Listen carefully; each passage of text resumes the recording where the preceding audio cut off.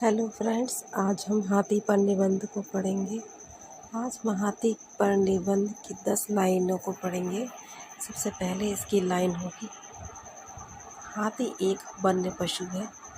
Number 2, वह बहुत शक्तिशाली होता है। नंबर 3, इसका शरीर विशाल और भारी होता है। नंबर 4, इसके 2 बड़े कान होते हैं। नंबर 5,